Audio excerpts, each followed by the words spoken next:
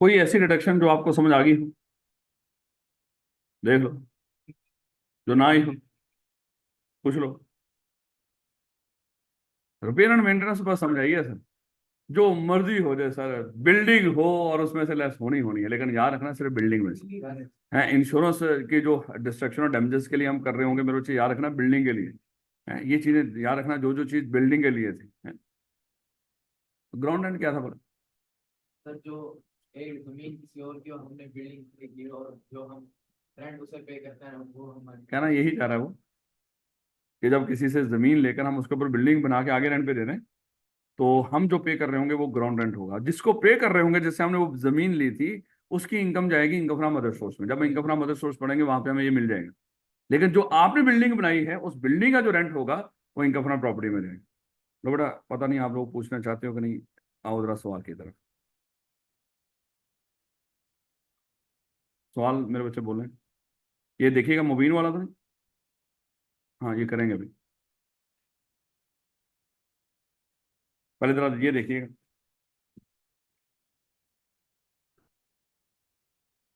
कहता है कि mister A had let out the property. ये भी तो सवाल ही है ना उसका। हो गया था ये, सबसे ही हो गया था। चलो फिर अभी पता चल जाएगा। जिन बेशर्मों ने किए ही नहीं, उनका क्या करें। ना करो मेरे बच्चे, ये यकीन कर लो, हम फास्ट ट्रैक में बैठे हुए। यहाँ पे ना करने का सवाल ही पैदा नहीं होता। ये करना है आपने। और मजे की बात पता है मैं आपको क्या बताऊं, यकीन कर लो कि मैंने भी ये सवाल नहीं किया। मुझे नहीं पता ये सवाल होता कैसे है। मैंने उस एग्जाम्पल को नहीं देखा, वो ये सामने पड़ी हुई है। पिछले सेशन में की होगी, लेकिन जारी बात है, लॉ है। हो सकता है मुझे भी भूल गया हो, मैं आज प्रैक्टिस करके नहीं आया। लेकिन इसका मतलब अगर हमारे रूल्स एंड रेगुलेशन के जो लॉज हैं पीछे, वो अगर पक्का होगा ना, ये हम सॉल्व कर लेंगे। अगर वो पक्का ना ना हुआ, अच्छा, कुछ और चीजें भी होंगी जो ऐसी हमेशा आप सवालों से सीखेंगे, ये भी याद रखिएगा। कुछ ऐसे पॉइंट्स भी होंगे जो शायद किताब के अंदर इतने वाजे करके नहीं लिखे हुए, जितने जब वो क्वेश्चन में आएंगे फिर आपको समझ आएगी। अभी मैं आपको बता दिया करूंगा जो क्वेश्चन बैंक के आपने सवाल करने, क्वेश्चन बैंक भी सारा करना है मेरे बच्चे। वहां पे चैप्टर वाइज सवाल दे रखे हैं उन्होंने। तो अगर वो चैप्टर नंबर हम कर रहे हैं 6, तो वहां पे पक्की बात है उसके सवाल वहां पे पड़े हुए हैं। तो वो भी हमने साथ साथ करना है। याद रखोगे इस बात को। क्वेश्चन बैंक और आईकैप की स्टडी टेक्स्ट, ये इस बात की गारंटी है कि आप पेपर पास कर लोगे। लेकिन ये ना करना कि खाली आपने स्टडी टेक्स्ट की हो और आप ये उम्मीद लगा के बैठे हो कि पेपर आसानी से पास हो जाएगा। आसानी पैदा करने के लिए क्या है साथ? पास वो क्वेश्चन बैंक में मोस्टली पास पेपर्स हैं। हाँ, बात का सवाल क्वेश्चन बैंक का नहीं पता। वो किताब मैंने बोला तो था, अभी डाउनलोड उसको सॉफ्ट में रख लो चाहे। जो जिस बंदे को सॉफ्ट में दिक्कत होती है उसको डाउनलोड करके वो उसका प्रिंट निकलवाए। लेकिन होनी चाहिए आपके पास, चाहे सॉफ्ट में। आई की वेबसाइट पे पड़ी हुई है वो, वहां से लो। नहीं तो मैं सूफी को कहता हूँ आज वो ग्रुप में शेयर कर देगा। चले पहले तो ये मेरे बच्चे, क्योंकि कुछ बेशर्म हैं, उन्होंने सवाल नहीं किया। उन बेशर्मों के लिए मेरे बच्चे जरा ये देखिएगा थोड़ा सा इसका सवाल। कह रहा है कि mister A had let out the property to mister B for a sum of rupees 1,50,000 per month in July 2020। Mister B, अच्छा, जुलाई 2020 को उसने दिया है। ये जुलाई 2020 से कौन सा टैक्स ईयर शुरू हो गया होगा मतलब? Tax year 2021। 1 जुलाई 2020 से टैक्स ईयर 2021 शुरू हो गया होगा। तो उसने 1 जुलाई को आपको क्या ज्यादा दिक्कत नहीं दी, 1 जुलाई को घर रेंट पे दे दिया। कहता है कि mister B has paid a sum of rupees 5 lakh as non adjustable advance. और मिस्टर बी ने मिस्टर ए को क्या दिया? मिस्टर ए ने मिस्टर बी को ये बिल्डिंग रेंट पे दी है 1,50,000 पर मंथ के लिहाज से। और साथ उसने क्या किया, 5 लाख रुपया नॉन। अगर ये एडजस्टेबल होता, नो ट्रीटमेंट। नो ट्रीटमेंट, हमने नॉन एडजस्टेबल एडवांस लेके क्या कर देना, एक छोटी सी लाइन लगा देनी, रौला ही नहीं, इसको कंसिडर ही नहीं करना। अच्छा, after the expiry of 2 years, 2 सालों के बाद उसने खुद बोल दिया, after the expiry of 2 years mister B has vacated the premises and Mr. A returned the advance to Mr. B. Thereafter, Mr. C acquired the possession on the same rental amount, यानी कि mister B की जगह पे कौन आ गया? Mister सी। लेकिन कितने सालों के बाद? आफ्टर 2 years, 2 सालों के बाद। टैक्स ईयर 2021 गया और 22 गया, तो कहते हो 2 साल गुजर गए। अच्छा, ये ना कहना कि 2021 के बाद 2 साल मजीद नहीं, आफ्टर 2 years, मतलब वो साल भी बीच में शामिल है, एक और साल गुजरा होगा, उसके बाद वो चला गया। तो इसका मतलब टैक्स ईयर 2021 और टैक्स ईयर 2022। तो गया कब होगा? टैक्स ईयर 2023 में। तो मिस्टर सी कब आया बोला? Tax year 2000। और इसका रेंट कितना वाला? Same. However, the amount of non-adjustable advance was increased to 6 lakh. Compute the gross income from the said property for the year 2021 and 2022 before allowing the admissible deductions। यानी कि tax year 2021 और 22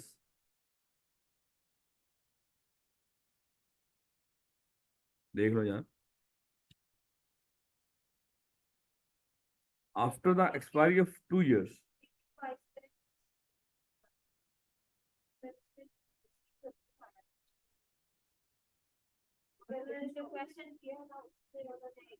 लेकिन बहरहाल जो बनता है ना मेरे, तो सवाल उन्हें वो तो अपडेट कर दिया, लेकिन अगेन वहीं से होगा।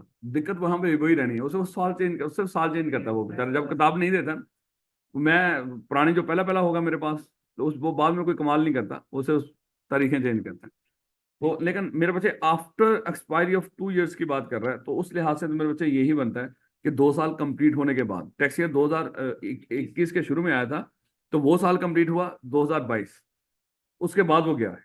तो हम यही अज्यूम करेंगे कि 2023 में वो गया और 2023 में वो नया आ गया है। 23 होना तो यही चाहिए था, लेकिन बहरहाल चलें जरा कैलकुलेट करते हैं, हमें इससे कोई लेना देना।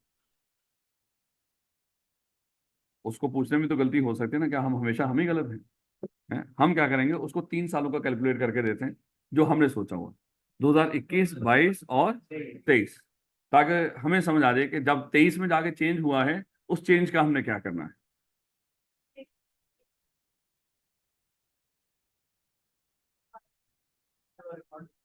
बेशर्म भी लोग होते हैं ना मेरे बच्चे बात में। हाँ हाँ।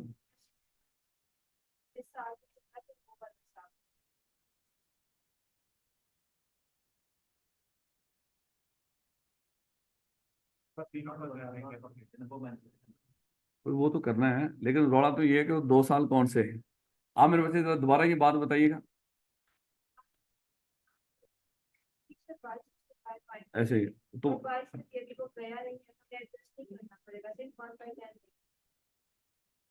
ऐसे ही, ऐसे ही।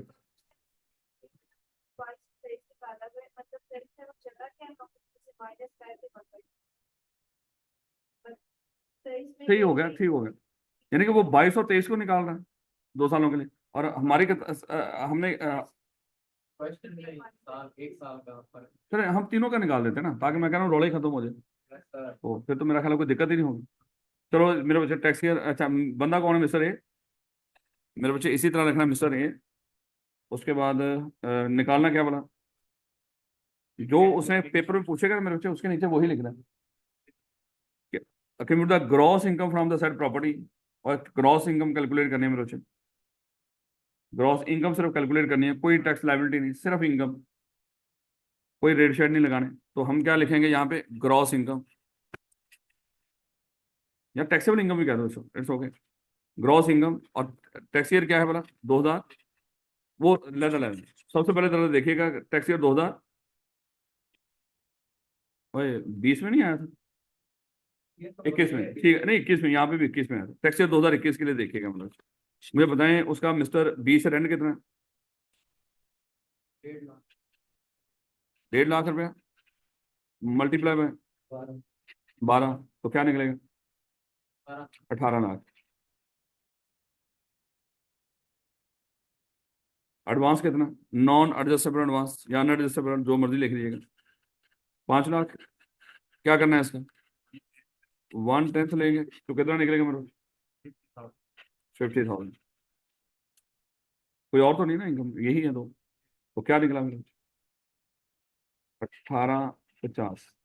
ये हमारी क्या निकली है, ग्रॉस इनकम। ऐसे ना मेरे, आगे उसने टैक्सेबल वो तो नहीं ना कहा कि इसको वो निकालें, कि इंट्रोडक्शन लेस करने की जरूरत ही नहीं, उसे पूछी नहीं। अगर होती तो मेरे से सबसे पहले क्या लेस करते, रिपेयर एंड मेंटेनेंस, किसका बोला, इसी अमाउंट का। लो बेटा, उसके बाद टैक्स ईयर 2022 में हो, वही बंदा मेरे बच्चे सेम यही आएगा, डिटो यहाँ पे कॉपी कर दो इसको। ऐसे ही मेरे बच्चे टैक्स ईयर 2022 में क्या आना है, सेम ही आना है, क्योंकि अभी हमारे नजदीक जो उसने सवाल दिया उसके मुताबिक वो 2 साल के बाद गया। तो 2 साल में तो मेरे बच्चे जो पहले साल में था वही सिचुएशन क्या थी, क्योंकि रेंट भी वही, और जो नॉन रजिस्टर्ड एडवांस का क्या आएगा, पहले कर देंगे यार मेरे बच्चे, रौला मुके उसका रेंट 20 से जो आ रहा है 1,50,000, 12, 18, और उसके बाद नॉन एडजस्टेबल एडवांस 5 लाख। और ये नहीं वहां पे पेपर में करना सेम, अगर उसने जितने सालों का कहा हो उसको कैलकुलेट करके दिखाना मेरे बच्चे, याद रखिएगा। तो उसके बाद 1/10, 50,000। अगेन मेरे बच्चे कितना निकला? 1850। ये क्या आ गया उसका टैक्स ईयर 2022। चलो भैया टैक्स ईयर 2023। अब यहाँ पे दिक्कत है। पहले तो देखिएगा वो टैक्स ईयर हम यही अज्यूम करेंगे अगर कुछ नहीं दिया कि वो पहले दिन ही चला गया और दूसरा बंदा पहले दिन ही आ गया। अगर वो बताता कुछ तो फिर वो भी दिक्कत नहीं कोनी। वो कहता कि वो चलो मान लो कि वो क्या 30 जून को चला गया, 30 जून 2022 को मिस्टर जो ए था वो चला, मिस्टर बी वो चला गया और नया जो है वो इतने महीनों के बाद आया, हमें कोई दिक्कत नहीं उसमें।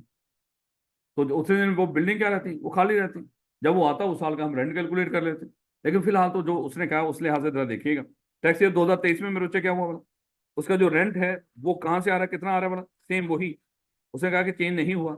1,50,000 मल्टीप्लाई बाय 12, उसी तरह 18 लाख आ गया।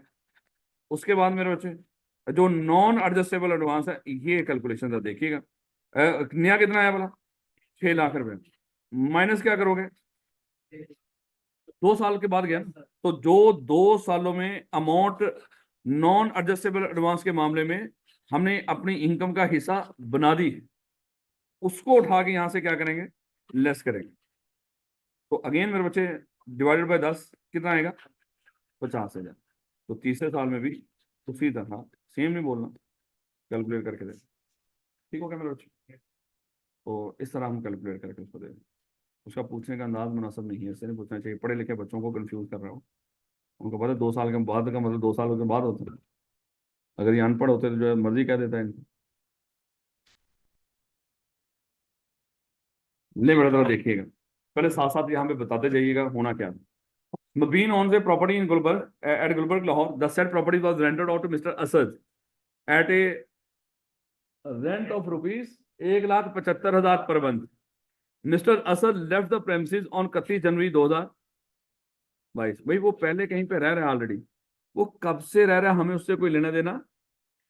उसने जो आपको इन्फॉर्मेशन दी है वो ये दी है कि 31 जनवरी 2022 को वो बंदा छोड़ के जा रहा है प्रॉपर्टी।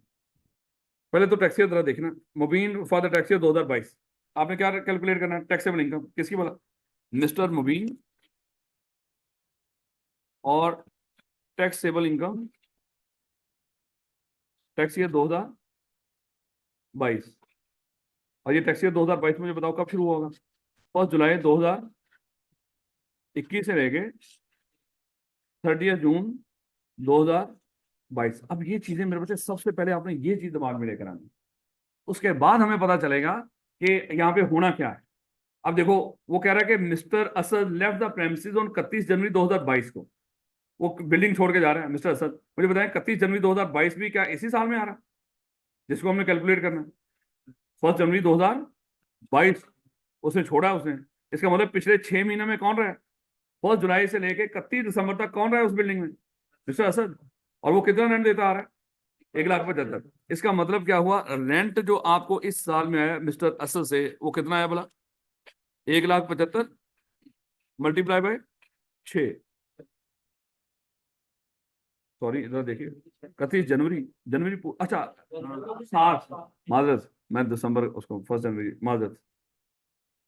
तो इसको क्या करना है, तो थोड़ा सा इसको सही कर, मिस्टर असद रेंट नाम लिख दीजिएगा उस रेंट का, क्योंकि जब बंदे चेंज हो रहे होंगे तो फिर लाजमी साथ, अगर ना हो तो फिर खाली जाए रेंट लिख दें। लेकिन बंदे जब चेंज हो तो फिर मेरे बच्चे रेंट के साथ उस बंदे का नाम लाजमी लिखें। तो मिस्टर असद से जो रेंट आया 1,75,000 मल्टीप्लाई बाय 7 तो कितना आया मेरे बच्चे, 12,25,000। Mister Asad has paid sum of rupees 3 lakh as unadjustable advance in tax year 2019। लो भाई बता दिया उसने, शुक्र।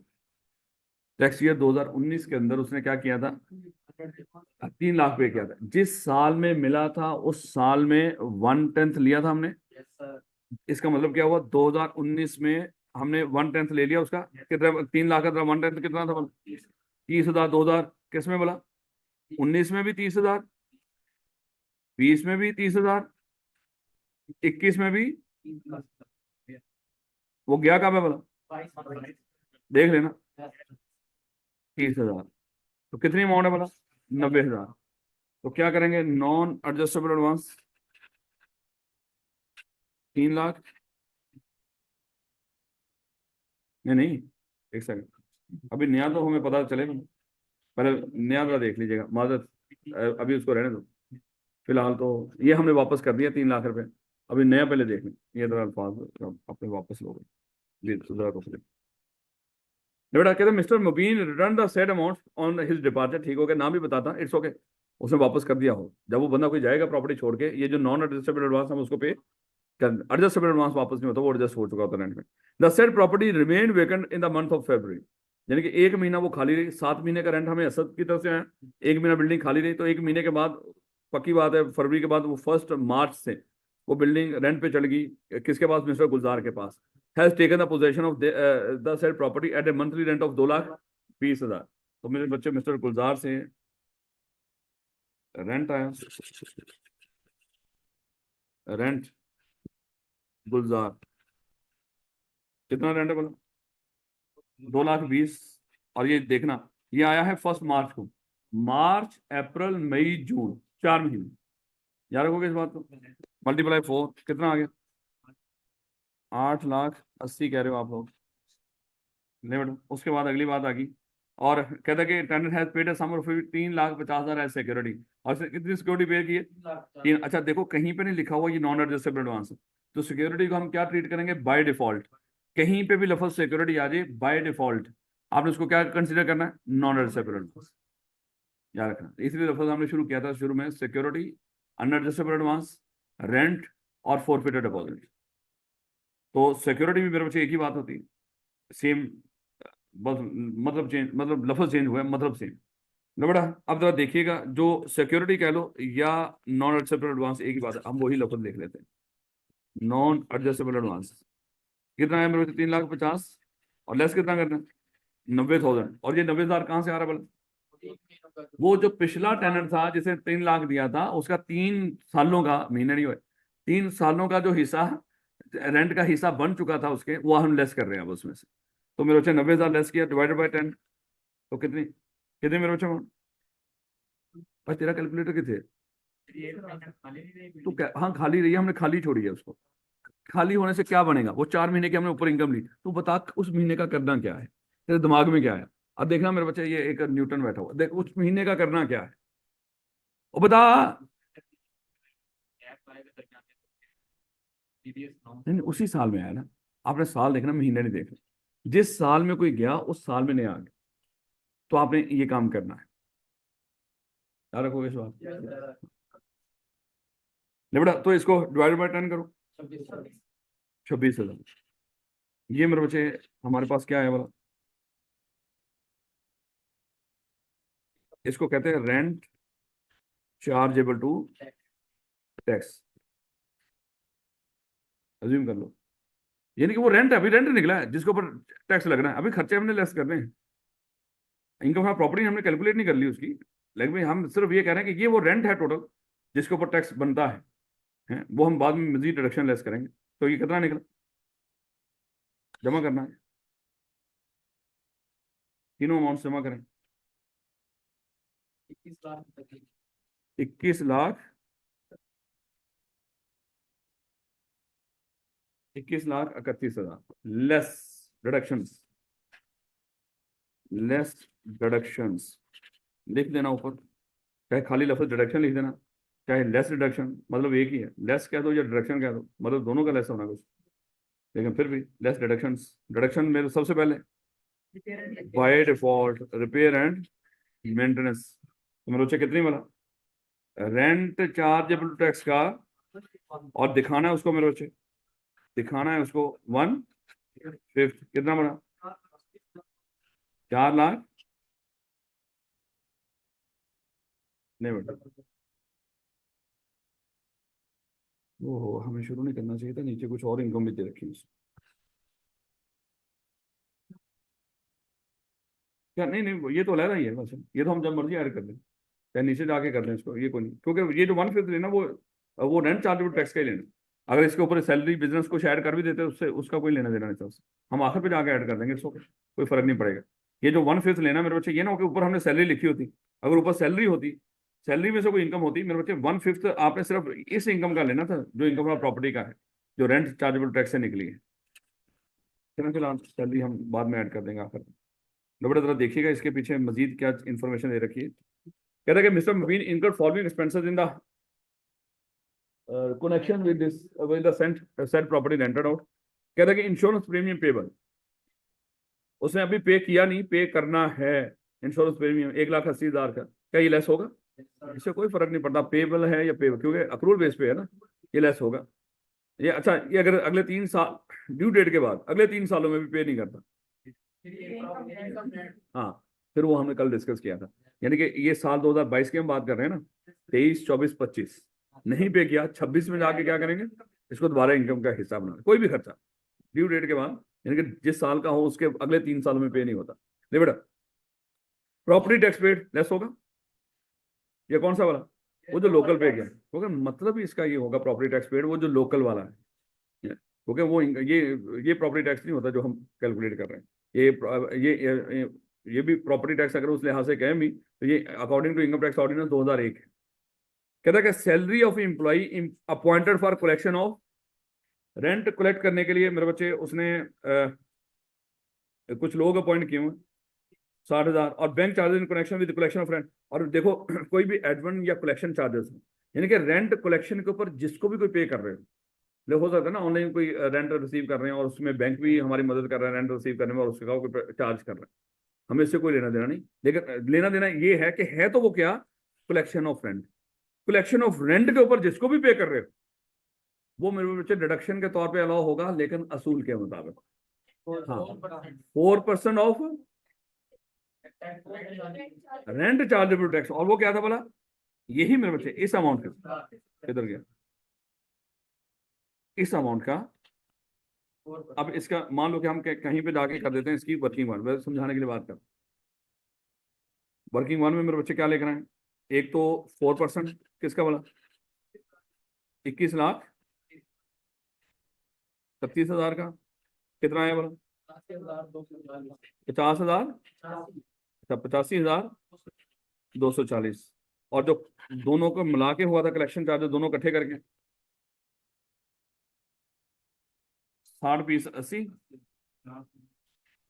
और भी है नीचे देखने वाला, फिर वो अलहदा कुछ हो कलेक्शन चार्जेस, तो बेटा 80,000, तो ये 80 ही आना है, जाहिर बात है। दोनों मिला दी हमने, 20 और 60 हमने मिलाए हैं, यानी कि दिखाना है यहाँ पे, तो कलेक्शन चार्जेस 20 प्लस 80, ये दिखा के आपने उसको दिखाना है कि ये सॉरी 20 प्लस 60,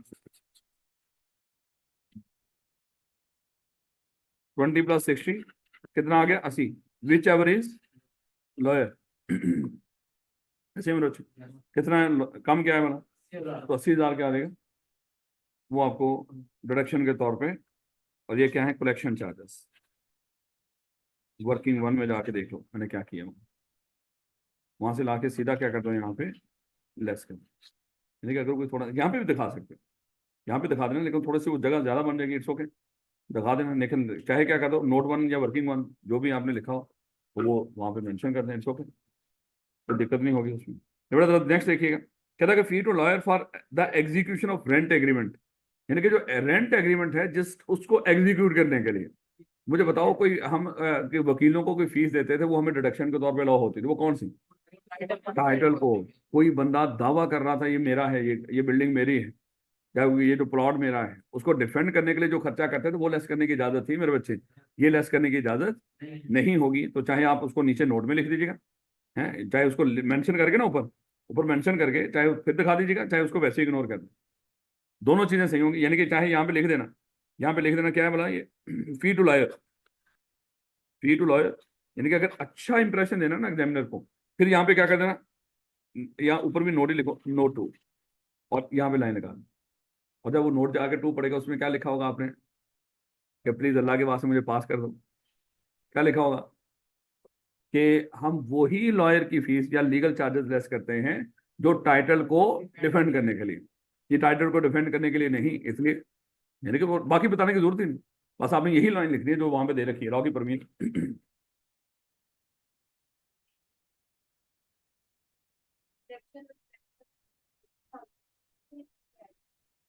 किसमें ऐड किया उसने,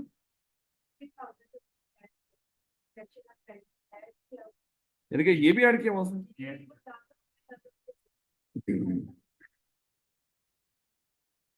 बेटा वहां पे सिर्फ दो थे खर्चे, एडमिन और कलेक्शन चार्जेस। ये दिखाना इसमें नोट में क्या लिखा है उसने। कहता है the salary of the employee, bank charges for rent collection and lawyers fee for executing rent agreement will be eligible for deduction under section whichever is lower the actual expenditure incurred. यार ये वैसे बेशर्मी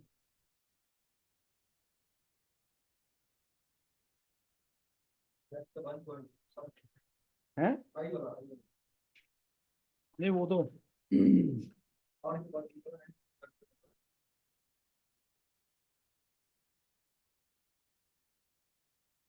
तो देखिएगा मेरे अच्छे, चलो मैं कह रहा हूँ कि कुछ पॉइंट्स बात होते हैं कि वो आगे सवालों में जाके क्लियर हो जाते हैं हम। तो देखिएगा मेरे अच्छे, बिल्कुल point I, page number 96 point I. कहता है कि any expenditure paid or payable by the person in the tax year for legal services acquired to defend the person title. अच्छा ये तो वो था ना, बस इसको तो रहने दो। और कौन सा कह रहे थे? नहीं वो तो वही है, वो सेम ही है मेरे अच्छे, ये पॉइंट सेम है। कलेक्शन चार्जेस वाला पॉइंट कौन सा था? एच पढ़ो मेरे बच्चे। Any expenditure not exceeding 4% of the rent chargeable tax in respect of the property for the year computed before any deduction allowed under this section paid up payable person Holi exclusive for the purpose of deriving rent chargeable tax under the heading from property including administration and collection charges.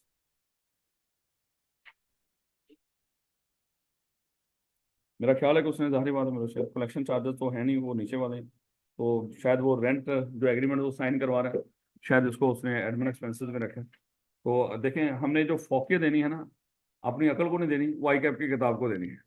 हम माने या ना माने, देखो कल जब वो paper check करेगा उसके सामने हम थोड़ी जाएंगे, उसके सामने तो आई कैप की किताब होगी। तो आज के बाद जो टाइटल को डिफेंड करने वाला होगा वो सीधा सीधा लेस कर देना।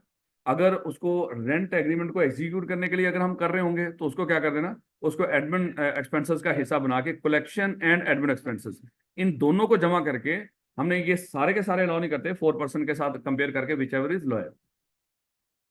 तो यही मेरे बच्चे करते हैं, उसके लिए यही असूल फॉलो करना है आज के बाद।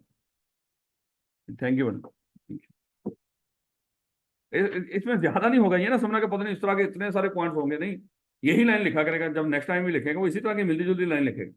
ये ना कहना कि पता नहीं कैसे पूछ लेगा हमसे, किसी तरह नहीं पूछेगा, यही पूछेगा मेरे बच्चे। देखो ना अभी उसको आप पीआरसी करके आए, और ये पेपर कौन सा, कैफ 2। अब बार बार उसको जब ये पेपर जिस तरह का आता रहा ना पिछली शुरू के अंदर, उसको बताया गया कि अब ये पेपर वो कैफ 6 वाला नहीं रहा, ये पहले कैफ 6 हुआ करता था टैक्स का पेपर। जो वो पहले जो नॉर्मल कैफ था उसमें ये कैफ 6 के नाम के तौर पे आता था। अब इसको उठा के कैफ 2 बता दिया, और उसको बताते हैं हम आई कैप को कि सर ये बच्चा उतना मैच्योर नहीं होता जितना कैफ 6 वाला हुआ करता था। जो लास्ट उसमें एएफसी के बाद जो बच्चा आता था कैफ में, उसमें 8 पेपर हुआ, 9 पेपर हुआ करते थे। 9 पेपर में से टैक्स का नंबर क्या था, कैफ 6 टैक्स, वो भी टैक्स का यानी कि ये सेम पेपर। तो वहां पे बच्चा फिर भी पहले कुछ 5 पेपर पास करके आता था, फिर या 3 पास करता था, फिर अगले उसमें कम्बिनेशन में उठाता था टैक्स। तो मैच्योर होता था। अब किसी हद तक उसको बता बता के ना आपके लिए थोड़ा सा, कोई थोड़ा सा नरम गोशा उसके लिए पैदा किया है। अब ये कंफर्म नहीं वो बात हमारी याद रखता भी है कि नहीं, हो सकता है भूल गया हो। लेकिन यही उसको बताया जाता है, ये बच्चे बहुत अभी बच्चे हैं, ये पीआरसी करके आए हैं, ये साथ ही टैक्स उठा लिया नहीं। तो खुदा के लिए रहम कर इसके ऊपर। फिर उसने थोड़ा सा रहम खाना शुरू किया हुआ, थोड़ा सा। लेकिन इतना ना समझना कि खुदा ना खासा वो बैठ के वहां पे बंदे भेजेगा पेपर सॉल्व करवाएगा।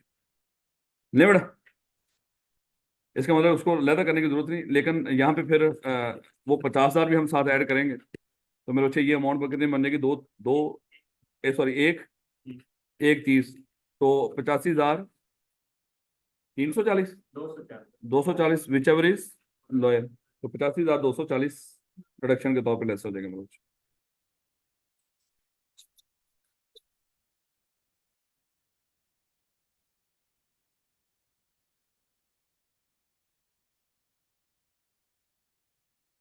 जो भी आपने वर्किंग की थी मेरे बच्चे वो लिख दीजिएगा।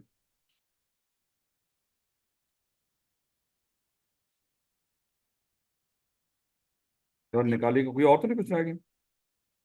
निकालिएगा।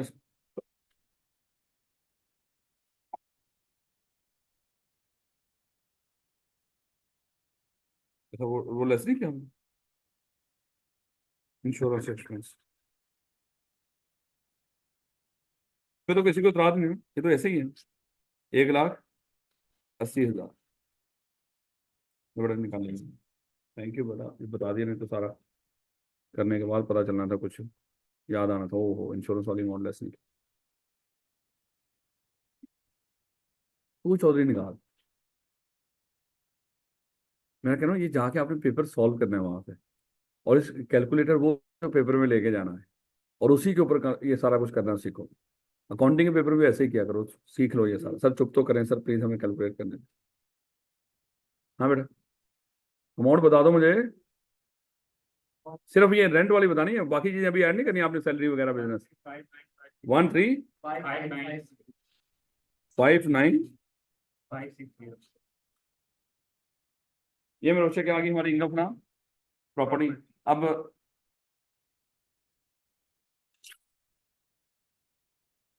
इस बंदे को कह दो, इसका नाम क्या था, मिस्टर मुबीन।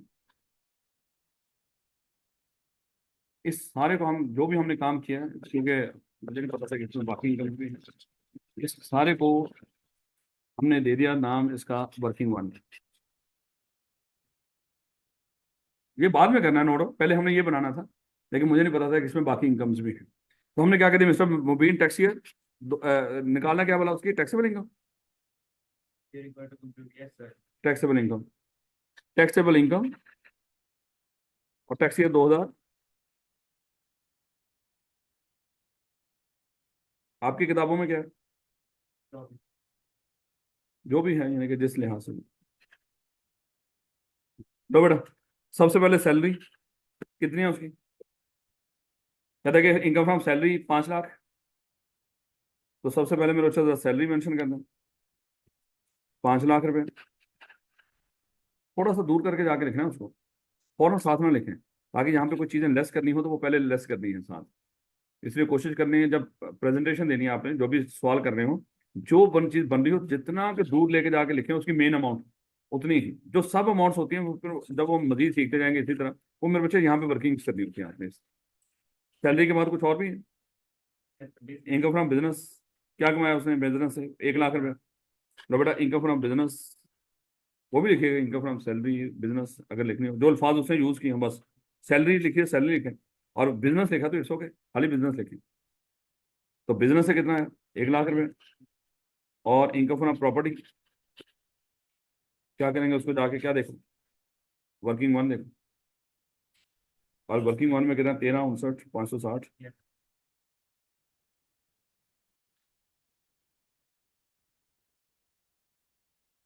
नहीं बेटा, जरा इनको कीजिएगा, ये हमारे क्या आएंगे बेटा, इनको जमा करेंगे तो क्या आएगा, टोटल इनकम।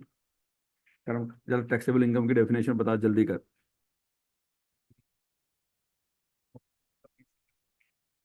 हाँ, total income less deductible allowance के लिए लफ्ज क्या बोलते थे, अगर तो कोई डिडक्टेबल अलाउंस ना हो फिर तो फौरन बोल देते इसको टैक्सेबल इनकम शायद, लेकिन अगर हो तो फिर तो मेरे बच्चे उसको करना है, अगर हो ना भी हो फिर भी हम उसको कहते हैं कि डिडक्टेबल अलाउंस जो भी, कोई नहीं, तो वही क्या बन जाएगी, टैक्सेबल इनकम। अगर ना ना भी होता कोई ज़कात वगैरह। लो बेटा टोटल इनकम कितनी है, 1,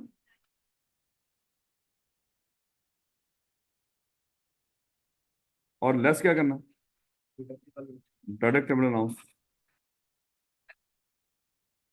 ज़कात पे कोई असूल तो नहीं कि कितनी लेस करनी है कितनी नहीं। ज़कात, worker welfare fund, worker participation fund, कहीं कोई असूल नहीं था, जो अमाउंट हो सीधी जाके लेस करना, ऐसे ही था। एजुकेशन एक्सपेंस के लिए कुछ असूल थे। ले बेटा जरा देख, इसको कीजिएगा, ज़कात कितनी है,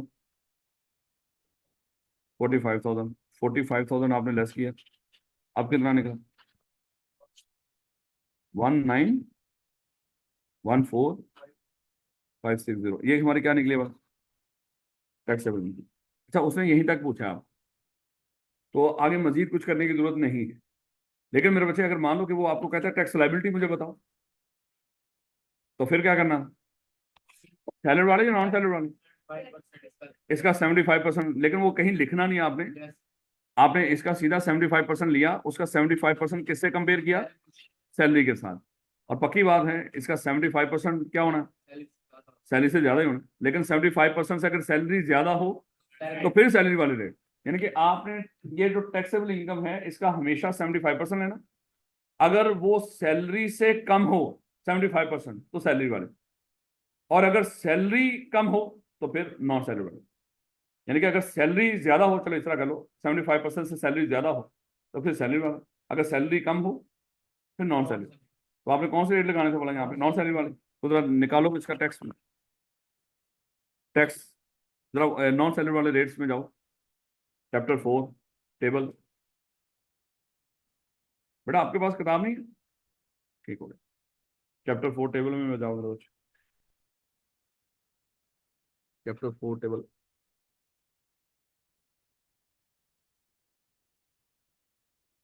भाई आप क्या कर रहे हो?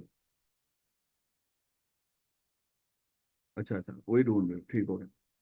नॉन सैलरी रेट में जाओ और देखो कौन सा स्लैब लगेगा। 4, जरा वो मिनिमम टैक्स बताना इसमें कितना आ रहा है 4 में? 12,000 12 लाख से 24 मिनिमम।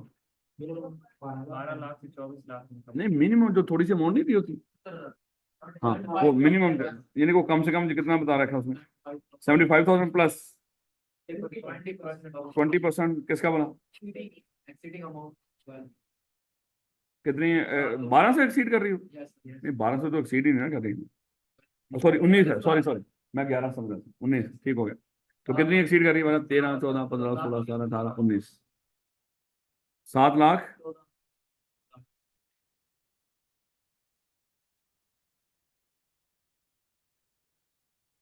तो भैया 1 लाख जमा नहीं किया? नहीं, जमा कर लिया होगा यार। 1,40,000 वैसे कैसे बनना था? 75,000 प्लस करो 20% ऑफ 2 लाख। ये मेरे से हमारी कहानी से बोला टैक्स लाइबिलिटी।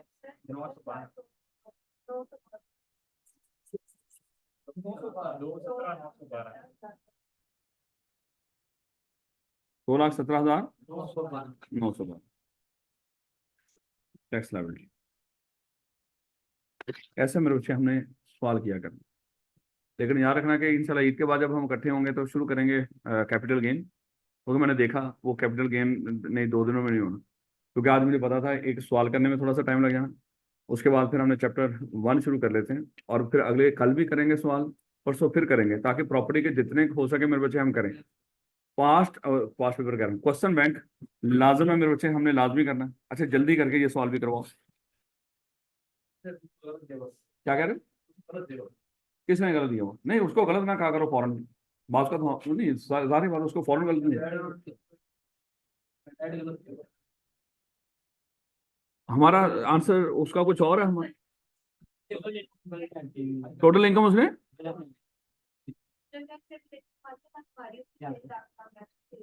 वो क्यों?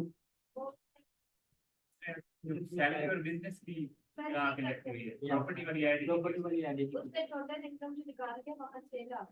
ये अजीब तरीके से ऐसे ही करता है। लाइबिलिटी बताओ, वो उसमें फर्क है? ये दिखाओ जरा मुझे, आखिर उसने किया क्या है? प्रॉपर्टी वाली आईडी नहीं की इनकम फ्रॉम सैलरी आ गई, ठीक है हमने। इनकम फ्रॉम प्रॉपर्टी हमारी यही आई, यस सर वो भी ठीक हो गया। इनकम फ्रॉम बिजनेस ठीक हो गया। टोटल इनकम ये क्या है? टोटल इनकम यही दो बैठ जाओ।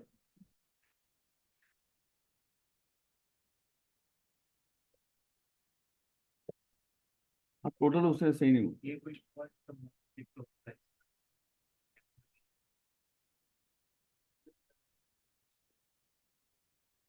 नहीं नहीं, उससे बेचारे से ज्यादा ही सत्यानाश हो गया।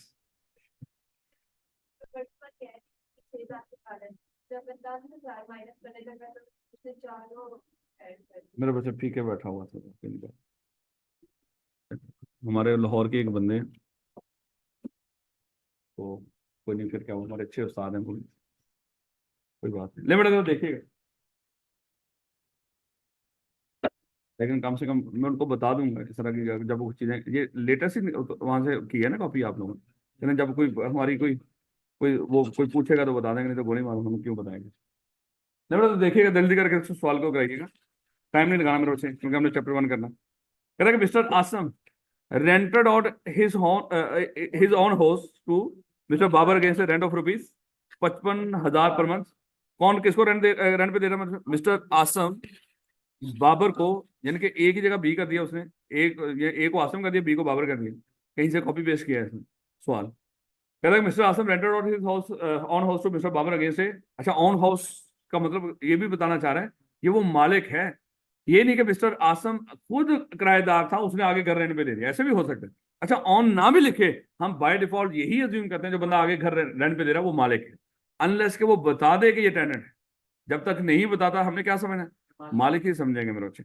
Mister Asim rented house is owner, जो भी है, rent of rupees 55,000 as per the terms of as per the terms ₹5,000 per month is charge against rendering of utility and sweeper services. ओहो, ये क्या होगा भला? हाँ, ये इनकम फ्रॉम अदर सोर्स में जाएगा ऐसे ही। This is rupees 5,000 is included in rupees 55,000, और यही 55,000 में शामिल भी है। इसका मतलब रेंट एक्चुअली क्या है?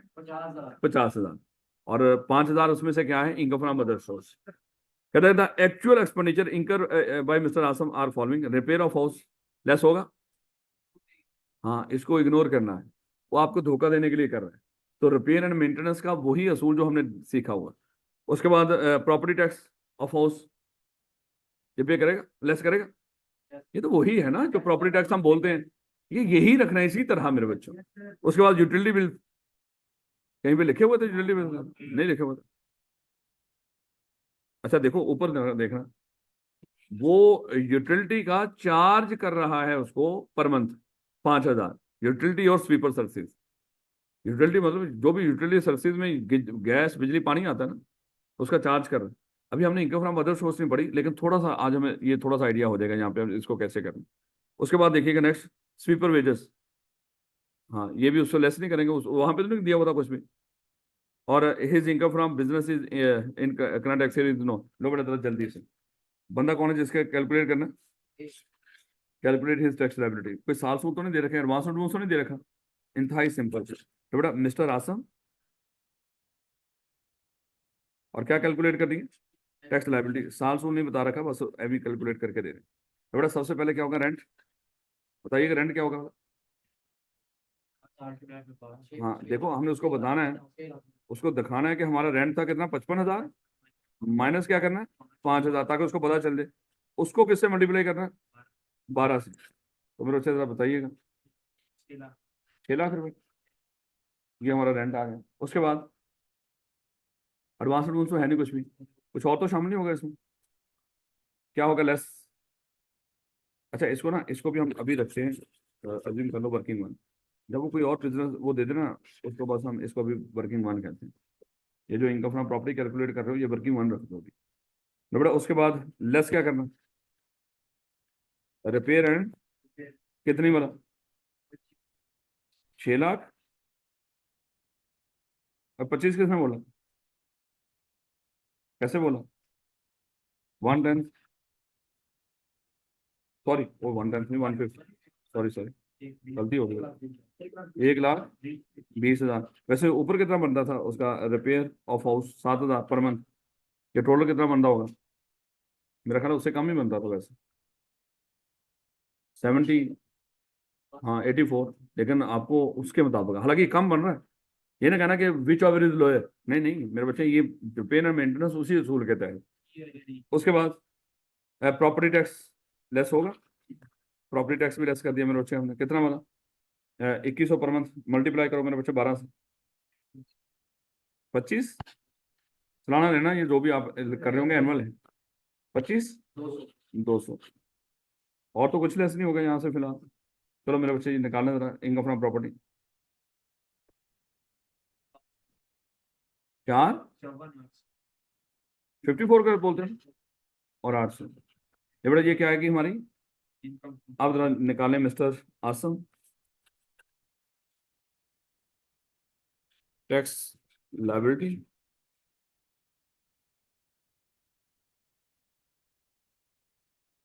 इनकम फ्रॉम बिजनेस कितनी है बोला। अच्छा एक और काम भी करना, यहीं पे एक वर्किंग टू कर दो, उस वर्किंग टू में मेरे से उसकी इनकम फ्रॉम अदर सोर्स निकालो। अब जरा थोड़ा सा देखो, जब हम सोर्स अदर सोर्स में जाएंगे उससे पहले थोड़ा सा हमें आइडिया हो जाएगा। अच्छा इनकम फ्रॉम अदर सोर्स बताया था ना उसने, ये जो यूटिलिटी और अमेनिटीज के समेत अगर कोई घर दे दोगे किसी को, वो जो उसके चार्ज कर रहे होंगे यूटिलिटी अमेनिटीज के, वो क्या होंगे, इनकम फ्रॉम अदर सोर्स। जरा बताइएगा वो कितना मतलब। 5,000। 5,000 multiply by utility and amenity, और वो कितना, 5,000 मल्टीप्लाई बाय 12 कितना निकलेगा, 60,000 लेस। हर पर्टिकुलर हेड में भी कुछ खर्चे होते हैं, वो लेस करने हैं। अब मेरे बच्चे यहाँ पे लेस क्या करना है आपने, उसका जो खर्चा ये पे कर रहा है। देखो ये 5,000 तो चार्ज कर रहा है आसम किसको, बाबर को, लेकिन क्या आसम ये यूटिलिटी और जो स्वीपर का खर्चा रिसीव कर रहा है उससे, इसके बदले में कुछ पे भी कर रहा है। हाँ पे भी कर रहा है। वो खर्चे आपने वहां से जब हम इनकम फ्रॉम अदर सोर्स पढ़ेंगे हमें पता चल जाएगा। जो इनकम फ्रॉम अदर सोर्स कमाने के ऊपर आपने खर्चा किया है, वो जो कमाया है और उसको कमाने के लिए जो खर्चा किया है, वो खर्चा वहां पे भी लेस करने की इजाजत होगी आपको। ये डिडक्शन, ओए चौधरी नहीं समझ आ रही मुझे, पूछूंगा फिर पता चलेगा।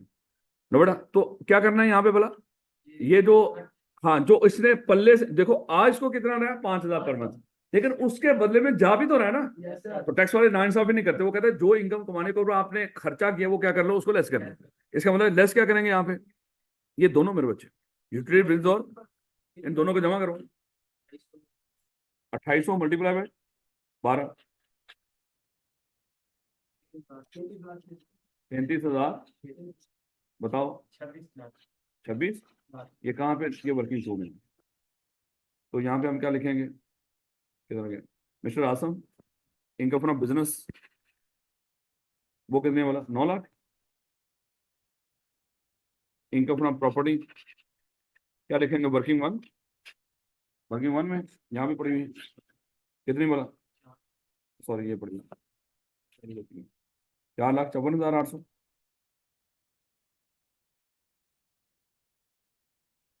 और income from other source working to जाके देख लो क्या है उसमें, 26,400। करना मेरे बच्चे इसको।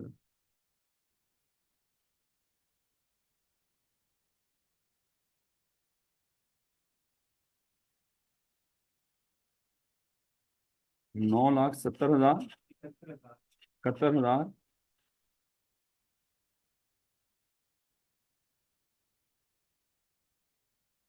जब बाकी अभी देख रहे थे उन्होंने लगा शायद हमारा ही गलत है। हाँ, ये हंसी 200। ले बेटा, लेस क्या करनी है बेटा, डेटेबल अलाउंस दिखा दीजिएगा, कोई दिक्कत नहीं, उसको पता हो तो बच्चों को आता है, कुछ है ही नहीं। तो क्या बनेगा, हमारी टैक्सेबल इनकम क्या निकलेगी, यही मेरे बच्चे हमारी क्या निकलेगी, या इसको जीरो कर दो चाहे वैसे ही, उसको रहने देंगे। It's okay। ये टैक्सेबल इनकम, अब क्या लगाना है इसके ऊपर रेट, सैलरी है रौला ही नहीं। तो किस टेबल में जाओगे, सेकंड में, यानी कि नॉन सैलरी या एओपी वाले में। तो जाना मेरे बच्चे, देखना इसका क्या बनेगा टैक्स। 1,05,220%। 75,000, 1,20,20%, कितना निकलेगा, 1,11,000। ये नहीं मेरे प्रोफेसर, कोई दिक्कत, बाकी सवाल इंशाल्लाह करेंगे हम कल। अच्छा हो तो आप लोग सियाने ना, तो मिनट लगाओ। ये सवाल ना वैसे बातों बातों में मुझे बताते जाओ करना क्या है। देखो सिर्फ और सिर्फ रूल्स एंड रेगुलेशन पे पक्के रहना, उससे हटना नहीं आपने, जो उसके अलावा कुछ कहेगा, कुछ हमें देखो एक आधा डाउट था वो हमें इस तरह क्लियर हो जाएगा। जैसे उसने बताया वो एडमिन एक्सपेंसेस में ले जाओ। 1 July 2000 Fahim agree to rent out his house to Mirza at a monthly rent of 1,80,000 with effect from 1 August 2014। पहले देखो टैक्स ईयर कौन सा बड़ा, टैक्स ईयर 2015, मुझे बताएं टैक्स ईयर 2015 कब शुरू हुआ होगा, 1 जुलाई 2014 को।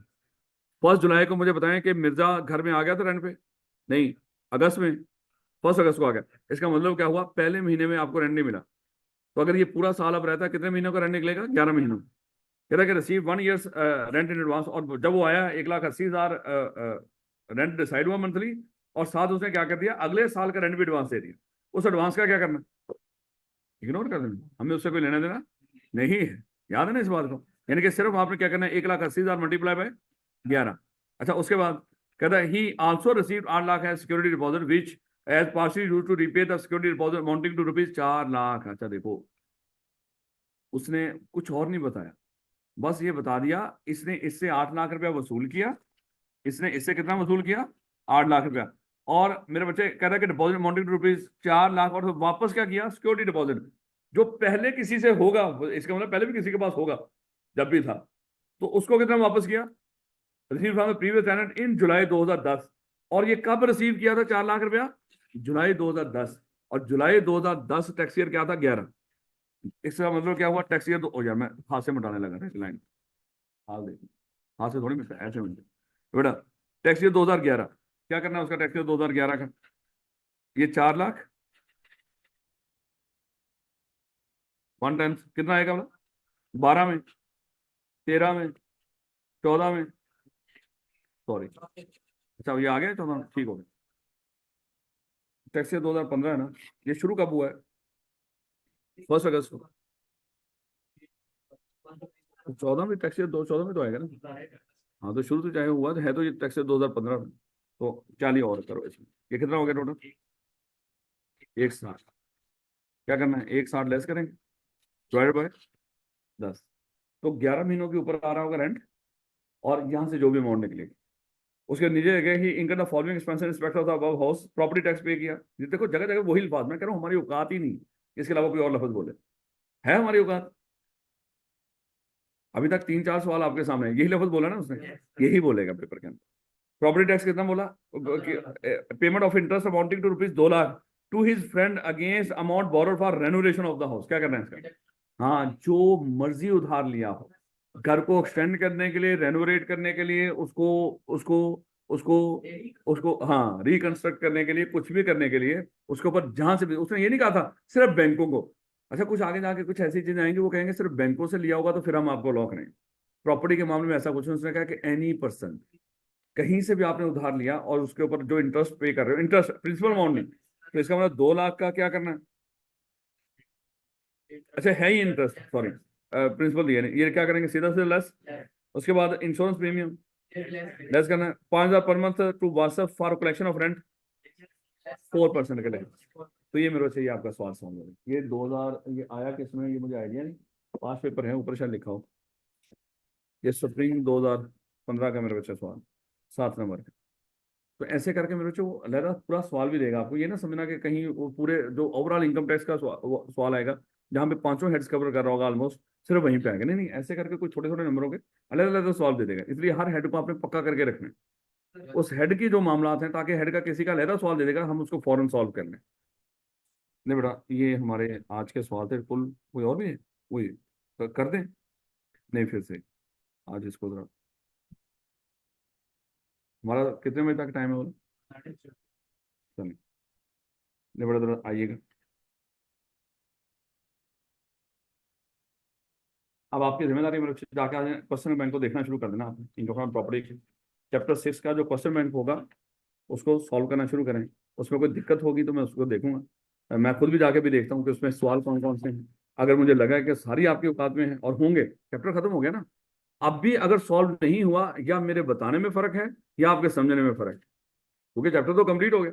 अब तो कोई उसमें इनकम फ्रॉम प्रॉपर्टी, हाँ कोई और इनकम आ गई तो फिर उसमें जैसे अभी हमने income from other source calculate किया, ऐसी कोई और इनकम दे देगा, उसमें कोई गलती कर दोगे कोई दिक्कत नहीं। लेकिन प्रॉपर्टी के मामले में मेरे बच्चे कोई गलती नहीं होनी चाहिए, जो प्रॉपर्टी का हिस्सा होगा वो सही कैलकुलेट करना आप। बेटा तो देखिएगा, chapter number 1 system of taxation in Pakistan. Pakistan में टैक्स का जो सिस्टम है मेरे बच्चे, पहले नंबर पे ये टैक्स लगाने का मकसद क्या है? भाई गवर्नमेंट क्यों टैक्स लगाती है? देखो मेरे बच्चे, जिस तरह हमारे घर बार होते हैं, देखो घर के अंदर भी तो खर्चे होते हैं, और घर का जो सरबराह है कहीं ना कहीं से कमा के वो सारे खर्चे पे कर रहा होता है। और मेरे बच्चे, अगर अज्यूम कर लो कि इसी तरह आपका मुल्क भी, अब देखो घर चलाने के लिए पैसा चाहिए, तो मुल्क भी तो एक घर की तरह है ना। ये भी हमारी धरती जो हमारा घर ही है, ये पाकिस्तान मेरा घर है, वो लोग बोलते हैं ना ये पाकिस्तान मेरा घर है, तो ये पाकिस्तान में एक घर ही है। और इस घर को चलाने के लिए मेरे बच्चे क्या चाहिए? खर्चे। चाहे इसमें सेहत का निज़ाम हो, चाहे वो एजुकेशन का निज़ाम हो, चाहे हमारे क्रिकेट का निज़ाम हो, है। और उसके बाद चाहे चाहे मेरे बच्चे हमारे दिफाई मामलात हो, हमारे इंटरनल एडमिनिस्ट्रेशन के मामले, व्हाट्सएवर जो भी मेरे बच्चे घरों में, उससे तो ये बहुत बड़ा घर है, इसमें तो बहुत सारे खर्चे हैं, वो आपने पे करने हैं। और घर को चलाने, इस घर को चलाने का भी कोई सरबराह है, और वो क्या होता है? गवर्नमेंट। तो गवर्नमेंट को मेरे बच्चे इस घर को चलाने के लिए पैसा चाहिए, और वो पैसा मेरे बच्चे गवर्नमेंट की जो कमाई होगी वो कहाँ से होगी? एक तो जो पाकिस्तान में जितने भी रिसोर्सेज होते हैं, नेचुरल रिसोर्सेज, इस तरह की उसकी सारी मालिक कौन है? गवर्नमेंट। नेचुरल रिसोर्सेज, कुदरती मामला जितने भी कहीं से निकले, आपकी जमीन में से कोई नेचुरल रिसोर्स निकले, वो किसकी मलकियत है? गवर्नमेंट की। गवर्नमेंट वहां से भी कमाती है ताकि इस घर के निजाम को चला सके। लेकिन उसके अलावा मेरे बच्चे, गवर्नमेंट को मान लो कि जैसे हमारे मुल्क के हालात हैं गवर्नमेंट के खर्चे ज्यादा हैं, क्योंकि उन बेचारों ने वो थोड़ी सी दूर हेलीकॉप्टर्स पे जाना होता है, उनके बड़े बड़े प्रोटोकॉल्स होते हैं, उनके बेचारे बच्चे, छोटे छोटे बच्चे उनके बाहर पढ़ रहे हैं, उन बच्चों की फीसें बेचारे कहाँ से पे करें? हैं, हम लोग क्या करते हैं, उन हुक्मरानों को उनके छोटे छोटे बच्चों के लिए फीस पे करते हैं। खैर, ये तो जज्बाती बात होगी, वापस आओ। तो इस पाकिस्तान के बहुत खर्चे हैं। जो नेचुरल रिसोर्सेस है, गवर्नमेंट की अपनी इनकम है, वहां से भी कमाते हैं, जो रिसोर्सेज से कमाते हैं, गवर्नमेंट के अपने इदारे भी हैं नेचुरल रिसोर्सेज भी। लेकिन मेरे बच्चे उसके बावजूद हमारे खर्चे कम पड़, जैसे अगले दिनों में एक टैक्स वो आएगा, बजट आएगा, वहां पे लिखे होगा इतने हजार अरब रुपए का हम क्या कर रहे हैं? खसारे का बजट दे रहे हैं। गवर्नमेंट खसारे का बजट देने का मतलब क्या होगा? कि गवर्नमेंट की इनकम कम है, और हम अभी जो आपको अगले सालों में जो खर्चा करना है वो ज्यादा है, और हमारी इनकम कम है। यानी कि अगर हमने 2000 खसारे का बजट दिया है, इसका मतलब क्या हुआ? हमारी जो अगले अगले साल के अंदर जो एक्सपेंडिचर है उसमें, और जो हमारी कमाई है उसमें 1000 या 2000 जो भी खसारा है उसकी कमी है। वो कहाँ से पूरी करेंगे?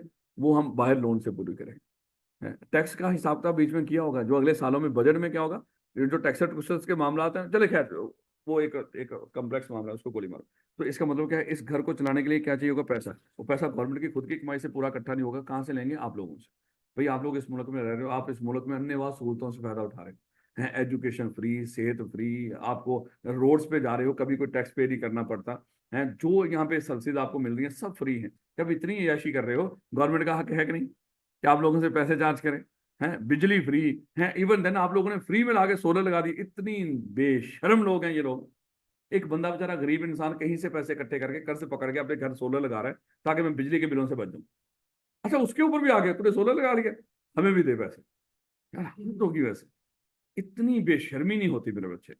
और आपको पता है, हजारों मेगावाट बिजली वो है जो पैदा ही नहीं होती, हम उसका टैक्स बिल पे करते हैं। क्योंकि हमने कैपेसिटी, देखो कोई भी ये जो आईपीपी नाम सुनते हो ना, इन लोगों, बड़े लोगों की है। वो सरमाएदाराना निजाम है ना मेरे बच्चे, हमारे मुल्क जो तगड़े लोग हैं वो बहुत तगड़े हैं, वो अपने लिहाज से कानून बनाते हैं। उनके साथ ना अगले पता नहीं कितने सालों के इन्होंने कॉन्ट्रैक्ट कर रखे हैं, मान लो इतने साल तक, उससे पहले खत्म ही नहीं कर सकते। अपने है ना, इनको पता है आगे जाके क्या हालात हो सकते हैं। उनको हम पे करते हैं कैपेसिटी चार्जेस। भाई, आप चाहे बिजली जितनी मर्जी बनाए, इतनी बिजली के हम आपको पे करेंगे। अब वो बिजली बना ही नहीं रहे, और हम उनको पे कर रहे हैं। और पाकिस्तान के अंदर अगले थोड़े से, अगले देखो 2500 मेगावाट तक ये लगे सोलर, आगे 7 से 8 हजार के मेगावाट के सोलर पाकिस्तान में इंपोर्ट हो चुके हैं। यानी कि शायद अगले साल 6 महीने के अंदर, साल ला लो, 1.5 साल लगा लो, अगले साल 1.5 साल तक शायद 9 से 10 हजार मेगावाट हमारा, मेरे बच्चे, वो सोलर से आना है। लेकिन उन लोगों से फिर गवर्नमेंट पैसे लेगी, किन के लिए? उन लोगों के लिए जिन्होंने अपनी वो बंद कर रखी है प्रोडक्शन बिजली की, और बनाते भी नहीं, उनको हमने पैसा देना, जो मर्जी हो। ऐसी याशियां इस मुल्क के अंदर, लेकिन गोली मारो मेरे से। तो गवर्नमेंट ने अपने खर्चों को पूरा करने के लिए क्या करना? पैसा इकट्ठा करना। वो पैसा कहां से इकट्ठा करेंगे? आप लोगों से, टैक्स लगा के। और उसके मकसद क्या है? एक तो रेवेन्यू इकट्ठा करना, क्योंकि गवर्नमेंट के अपने एक्सपेंडिचर हैं उसके लिए, और फिर मेरे बच्चे गवर्नमेंट के अपने जो बजट्स हैं, और फिर उसके मामला में खाली बजट वगैरह के नहीं होते, उसमें मेरे बच्चे एक और इसका मकसद होता है टैक्स लगाने का, कि अमीरों से लेकर पैसा किनको दिया जाए? गरीबों को। और हिसाब का क्या करते हैं? बराबर करते हैं। देखो, अभी तो हिसाब का बराबर नहीं है, गरीब तो बेचारे लुढ़ के पड़े हैं, और अमीर देखो कितना तगड़ा है। हैं, वो हम क्या करेंगे? इसको कहेंगे तो अपना वजन थोड़ा सा कम कर, है तेरे पास पैसा बहुत ज्यादा है ना, तो थोड़ा सा पैसा हमें दे, इससे पैसा निकलवा के इनको बांटे के चलो तुम मोटे हो जाओ, ताकि हिसाब किताब क्या हो जाए? बराबर हो जाए। तो गवर्नमेंट इस चक्कर में रहती है, लेकिन अनफॉर्चुनेटली इस चक्कर में गवर्नमेंट खुद मोटी हो जाती है, और हम लोग और खुदा ना खासे। खैर, वापस आओ। कहता है कि taxation is defined in many ways, common definition is as under. हम कई तरीके से टैक्स को डिफाइन कर सकते हैं, लेकिन जो डेफिनेशन जो कॉमन है वो ये दे रखी है उसने। कल अगर पूछ ले टैक्स की डेफिनेशन, वो डेफिनेशन नहीं पूछेगा, डेफिनेशन पूछ रहे हैं, अपने अल्फाजों में ये बता दीजिएगा। तो ये कहीं इसकी नहीं है, हमारी इनकम टैक्स ऑर्डिनेंस की डेफिनेशन नहीं है, कहीं से उठाई है उन्होंने कि ये डेफिनेशन, कुछ लोगों ने इसको ऐसे डिफाइन किया हुआ। जैसे कहता है डेफिनेशन टैक्स क्या होता है, it is the process by which the sovereign, sovereign वो होते हैं जो खुद मुख्तार लोग होते हैं सॉवरन रियासत की बात कर रहा है, जो खुद मुख्तार रियासत हो। क्यों खुद मुख्तार क्यों कह रहा है? अगर कोई रियासत खुद मुख्तार ना हो तो मेरे बच्चे उसके ऊपर टैक्स वो खुद नहीं लगाती, कोई और रियासत लगाएगी। जैसे अगर आपको याद हो बरसगीर पाको हिंद के अंदर हम जो टैक्स पे करते थे, यहाँ पे जो हमारे बुजुर्ग लोग थे वो टैक्स हिंदुस्तान के नहीं होते थे, वो ब्रिटिश के होते थे, क्योंकि हम सॉवरन्स नहीं थे। खैर कह रहा कि it is the process by which sovereigns through its law making process, कानून बना के लॉ मेकिंग बॉडीज, यानी कि अपने जो कानून साज जो इदारे होते हैं उनके जरिए raise revenue in order to use for it for expenses of the government, वो पैसा इकट्ठा करते हैं ताकि गवर्नमेंट के खर्चे पूरे हो सकें। इसको क्या बोलते हैं? टैक्स बोलते हैं। यानी कि जहां पे गवर्नमेंट कानून बना के, अच्छा बगैर कानून के नहीं, क्योंकि जब भी गवर्नमेंट हमसे पैसा मांगेगी वो कहेगी टैक्स दो हमें, हम कहेंगे किस कानून के तहत? वो कहेंगे इनकम टैक्स ऑर्डिनेंस 2001 के मुताबिक, हम कहेंगे ये नहीं सर। अगर कोई कानून नहीं तो हम उसको टैक्स नहीं, कोई कानून बता दो। उन्होंने फिर ऐसे ऐसे कानून बना रखे हैं, अल्लाह ही जानता है। वो कहते हैं इस कानून के तहत, हम कहेंगे कानून तो है, हम उसके मुताबिक फिर टैक्स देते हैं। खैर कहते हैं it is mean for the government, या दूसरी ये डेफिनेशन है, ये भी definition, it is the mean for the government in increasing its revenue under the authority of the law. यानी कि टैक्स क्या होता है? ये जरिया है फॉर द गवर्नमेंट कि वो क्या कर ले, अपने रेवेन्यू को इंक्रीज कर ले under the authority of law, कानून के मुताबिक। गैर कानूनी तौर पे पैसा इकट्ठा नहीं करना, वो तो भत्ता होता है, रोज भत्ता होता है। कहता है purposely use to promote welfare and protection of its citizen. मकसद क्या होता है? लोगों की फलाह बहबूद और उनकी हिफाजत। जैसे आप लोगों को कितनी फलाह बहबूद के मंसूबे मिले हुए हैं, और आपकी हिफाजत कितनी यकीनी है कि पुलिस खुद आपको घर से उठा के लेके जाती है ताकि रास्ते में कोई बंदा आपको तंग ना करे, सीधा उठा के जाके जेल में बंद कर देती है। वो खवातीन को बेचारियों को मसला उठा के हमारे कानून ने उनको प्रोटेक्शन के पर्पज के लिए, ताकि उनको कोई तंग ना करे, हैं उनको जेलों में बंद किया। नहीं बेटा, उसके बाद कहता है it is the collection of the share of individual, यानी कि जो आप कमाते हो वो कहते हैं हमारा हिस्सा भी आपकी कमाई है। यानी कि आपको पता हो या ना पता हो, आपके पार्टनर्स भी हैं, और वो पार्टनर कौन है? गवर्नमेंट है। और सारी बात है, जब किसी चीज की कमाई हिस्सों में बांटी जा रही हो तो वो पार्टनर ही होता है ना मेरे बच्चे। तो आप पाकिस्तान में रह रहे हो तो आपकी पार्टनर कौन है? हाँ, आपने कभी नहीं कहना कि हमारा कोई पार्टनर नहीं है। आप जब भी कुछ कमाओगे, बेचारा रेडी वाला सुबह से लेकर रात तक कुछ कमा रहा है, उसका पार्टनर है। उसका पार्टनर कौन है? शहबाज शरीफ है, हमजा शहबाज, नवाज शरीफ, राना सनाउल्ला, ये सारे लोग हैं उसके पार्टनर्स हैं। वो माशाल्लाह जो जज है सारा दिन लाइव टीवी पे बैठा है वो सारा उसके पार्टनर है। ये पैसा इसका कहाँ पे जाना है? इन लोगों की जेबों में है। इनकी बड़ी बड़ी सैलरियां, बड़ी बड़ी मुराद है। वो तो बेचारा दिन रात इतना पैसा कमा रहा है, इतना इतना पैसा उठा के ये गरीब अपने घर में रखेगा कहाँ पे? इसलिए वो क्या करते हैं, वो ले जाते हैं ताकि उन गरीब बड़े गरीबों के घरों में ये एडजस्ट हो जाता है। उनके बड़े बड़े घर हैं, सॉरी छोटे छोटे घर हैं, उन घरों में जितना मर्जी पैसा रखा। खैर इट इज ये दुख वाली बात है, ये यहीं पे होंगी बातें, बाकी चैप्टर में गुंजाइश ही नहीं। वहां पे देखो हमने प्रॉपर्टी पढ़ी, कोई दिक्कत थी उसमें? कोई दिक्कत नहीं थी। लेकिन यहाँ पे दुख होता है मेरे बच्चे, जब आपको यहाँ पे टैक्स सिस्टम पढ़ा रहे हो और उसके मतलब समझा रहे हो, और जब जिस मुल्क में बैठे हो उसमें ऐसा कुछ नजर ही ना आए, तो मैं पढ़ाऊँ क्या? यहाँ पे खाक पढ़ूँ? तो कोशिश ही है ना फिर। है? कहते हैं it is the collection of the share of individual and welfare के लिए लगाते हैं, सिक्योरिटी के लिए लगाते हैं। अल्लाह माफ करे, कल एक बंदा है, अल्लाह ताला उसको जन्नतुल फिरदौस में दे, हमारा फौजी है, उसका उसका जनाजा पढ़ाया गया, और भी 5 6 और 7 शहीद हुए। 19 तारीख को उसकी शादी है। क्या क्या है जी? दहशत गर्दों ने मारा। तो भाई हमारे कहाँ पे सिक्योरिटी है यहाँ पे? कौन कौन महफूज है यहाँ? अगर पैसा लगा रहे हो तो वो माओ के बेटे नहीं, क्योंकि वो बेचारे गरीबों के बच्चे हैं अमीरों को कोई दिक्कत नहीं, वो जर्नैल हैं, वो माशाल्लाह सारा यहाँ पे खाते पीते हैं, उसके बाद मुल्क से बाहर चले जाते हैं। किसी भी मुल्क में जर्नैल को मुल्क से बाहर नहीं जाने दिया जाता रिटायरमेंट के बाद, क्योंकि उसके पास उस मुल्क के सारे राज होते हैं, और ये सबसे सबसे हसास बंदा होता है उस मुल्क के अंदर। आपका कोई जर्नैल मुल्क के अंदर नहीं टिकता, सारे बाहर बैठे। तो क्या हमारे राज मुल्क में के राज राज होंगे, ये तो अल्लाह ही जानता है मेरे बच्चे। लेकिन बहर, और अगर मैं ये बात करूं ये उन तक पहुंचे कि मुझे उठा के ले जाएंगे, राणा गद्दार इसको मार दो, अल्लाह माफ करे। वो ये नहीं देखते उनके बच्चे हैं क्या है, बस अब इनके बारे में कोई आवाज क्यों उठाए, इसके बारे में वो क्या कर देंगे, अल्लाह माफ करे, वो कुछ किसी हद तक भी पहुंचेंगे, क्योंकि उनको उनका हक है बाहर जाना। वो आप लोग होते कौन इस ये सवाल करने वाले? Bloody civilians. नहीं बेटा, उसके बाद कहता है it is the collection of the share of individuals and organization income by जो ऑर्गेनाइजेशंस कमाएंगे, जो इंडिविजुअल कमाएंगे, वो अपनी इनकम का हिस्सा किसको देंगे? गवर्नमेंट को, under the authority of the law. बार बार कह रहे हैं कानून के मुताबिक। गैर कानूनी तौर पे आपसे कोई भी बंदा कोई पैसा नहीं ले सकता किसी ना किसी कानून के तहत। अब मेरे बच्चे, ये जो गवर्नमेंट आपसे पैसा लेती है ना, इसके दोनों तरह के मकसद हैं। मकसद पैसा इकट्ठा करना भी है, और मकसद पैसे के अलावा कुछ और ऑब्जेक्टिव्स भी होते हैं। पेपर में फेवरेट है, नॉन रेवेन्यू ऑब्जेक्टिव्स पेपर के फेवरेट है।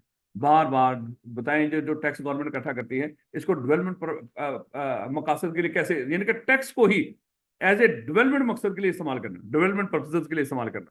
यानी कि लगा टैक्स रहे हो, लेकिन उससे मुल्क का फायदा हो रहा है, लोगों का फायदा हो रहा है टैक्स लगाने से भी। यानी कि उससे कोई नॉन रेवेन्यू ऑब्जेक्टिव, गवर्नमेंट के कोई और मकसद है जिसका मकसद पैसा कमाना नहीं, टैक्स लगा रहे हैं, मकसद पैसे के अलावा कुछ और है। जरा देखिएगा, पहले तो पैसा पहले पहले तो गवर्नमेंट का मकसद क्या होता है? टैक्स लगाने का, पैसा इकट्ठा करना। किस मकसद के लिए? For collection of revenue to run and administer the government. क्योंकि गवर्नमेंट को रन और एडमिनिस्टर करने के लिए क्या पैसा चाहिए, वो टैक्स इकट्ठा होगा। और to use as a tool for implementation of its policy. और गवर्नमेंट को पैसा चाहिए क्यों? गवर्नमेंट जो पॉलिसीज बनाएगी, किस चीज की policy? Health policy, education policy, defence policy, हर चीज के लिए कोई पॉलिसी बनेगी हमारी। हर, जैसे अभी हमारा जो अज्यूम कर लो 400 अरब 400 अरब रुपया एक फायरवॉल है, जो इस बात को इंश्योर करेगी कोई भी बंदा हुकूमत मुखालिफ सोशल मीडिया को इस्तेमाल ना करे।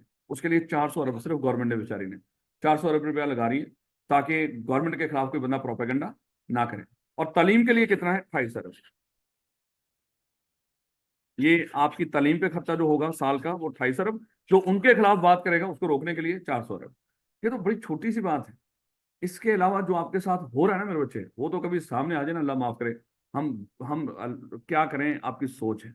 हमें कुछ बताता ही नहीं कोई भी। जो तगड़े हैं ना, वो सब अपने, मैं कह रहा हूँ, यही जो बिजली के अरबों रुपए हम हर महीने पे करते हैं, ऐसी बिजली जो बनाई नहीं जाती, अरबों रुपए हम लोग पे करते हैं उसका। लेकिन हमें, अल्लाह माफ करे, कोई नहीं हमारे तक बताता। ये सारे तगड़े लोग हैं, ये इन्हीं के मुफाद होते हैं इसके अंदर। जो बोलता है उसको आगे डेफिनेटली उसको कहते हैं ठीक है फिर, तेरी फाइलें भी हमारे पास है, तो लफज निकाल के दे। For fair distribution of the wealth. और वो साथ, वो क्या मकसद है कि फेयर डिस्ट्रीब्यूशन ऑफ वेल्थ हो, अमीर से पैसा लेकर गरीब पर लगाया जाए। तो ये मकासद, रेवेन्यू मकासद। नॉन रेवेन्यू, ये है वो मेरे बच्चे इंतहाई है। कहता ये आखिरी बात बस करेंगे। Aside from purely financing government operational expenditure, जहां पे गवर्नमेंट को अपने खर्चों के लिए पैसा इकट्ठा करती है, taxation is also utilize as a tool to carry out the national objectives of social and economic development. यानी कि टैक्स को सोशल और इकोनॉमिक डेवलपमेंट पर्पसेस के लिए इस्तेमाल करते हैं। यही लाइनें उठा के वो क्वेश्चन बना देगा और आपसे पूछेगा, अच्छा बताओ टैक्स को सोशल और इकोनॉमिक डेवलपमेंट्स के लिए कैसे इस्तेमाल करते हैं। तो आपने ये सारे पॉइंट्स लिखने हैं मेरे बच्चे। यानी कि मकसद यहाँ पे पैसा इकट्ठा करना नहीं गवर्नमेंट का, मकसद क्या है? सोशल और इकोनॉमिक डेवलपमेंट है इस मुल्क के अंदर। वो क्या क्या है मेरे बच्चे? कहते हैं to strengthen anaemic enterprises by granting them tax exemption और other conditions or incentive for growth. Anaemic enterprises मेरे बच्चे वो होती हैं जिनकी हालत मुखदोश हो, मुखदोश, यानी कि हालत खराब हो, हालत जार उनकी बेचारों की खराब हो। करें ऐसी एंटरप्राइजेस जो मुल्क में खतरे में, to strengthen anemic enterprises by granting them tax exemption. वो कहते हैं कि अच्छा हमारी जो एग्रीकल्चर है उसकी हालत मुल्क में खराब हो रही है और है भी बढ़िया है, हम क्या करते हैं? एग्रीकल्चर इनकम को टैक्स एग्जेम्प्ट कर देते हैं ताकि ये इंडस्ट्री फले फूले।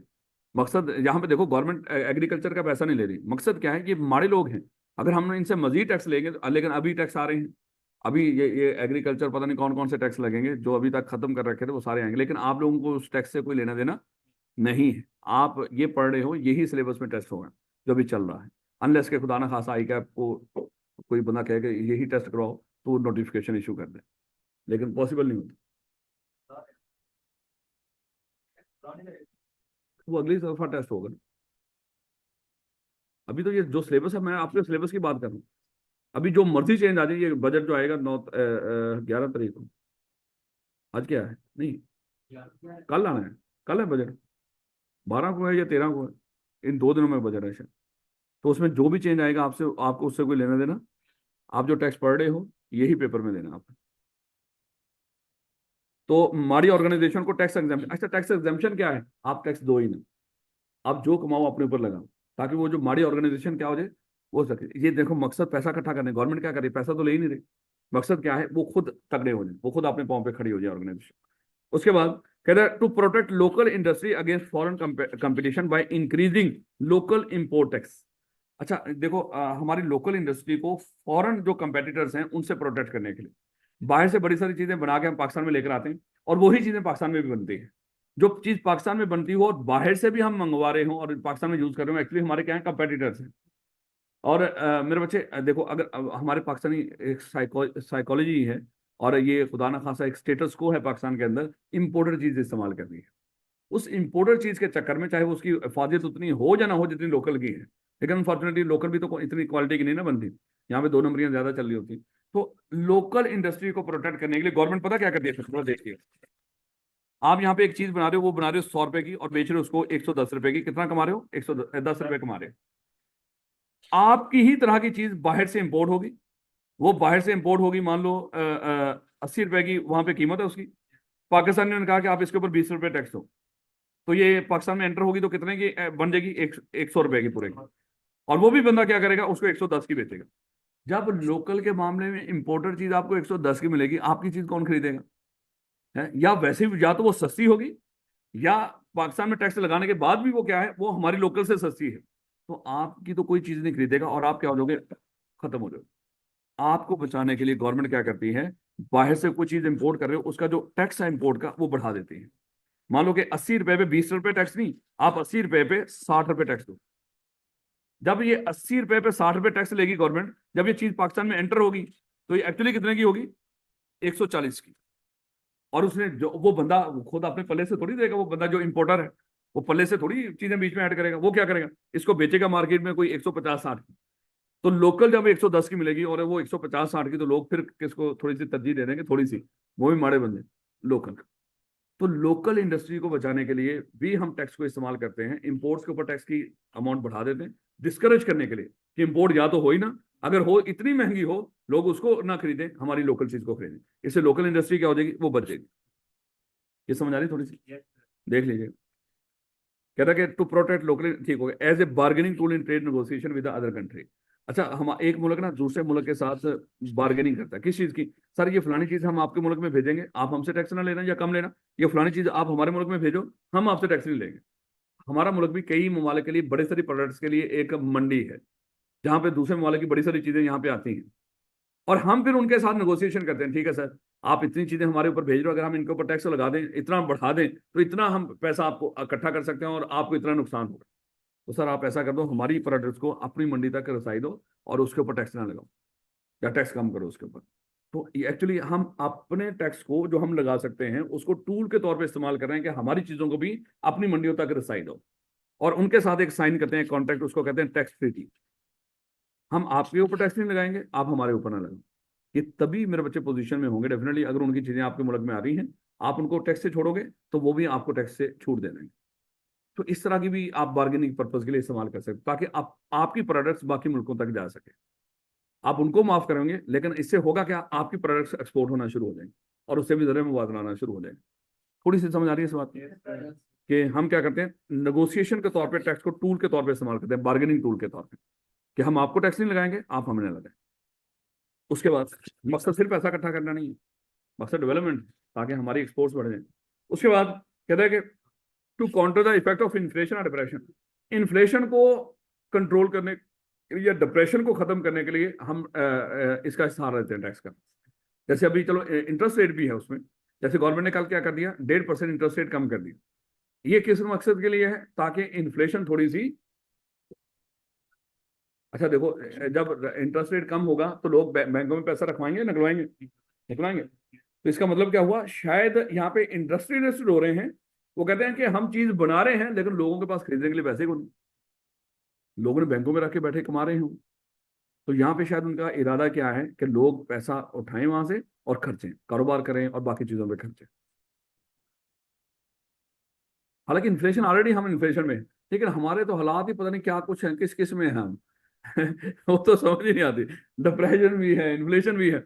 अब देखो, इस तरह के जो जारी बात है एकदम हाथ किसी और सिचुएशन में भी होते हैं, लेकिन अब हमें लग रहा है कि शायद हमारे पास वाकई इतना पैसा है कि हमने बैंकों में रखा। हमारे पास तो है ही कुछ नहीं, ना घर में ना बैंकों में हमने क्या करना है, इंटरेस्ट रेट का हमारी जेब में कोई असर है नहीं। चल खैर, जो भी हो, लेकिन इसको टूल के तौर पे इस्तेमाल कर लेते हैं।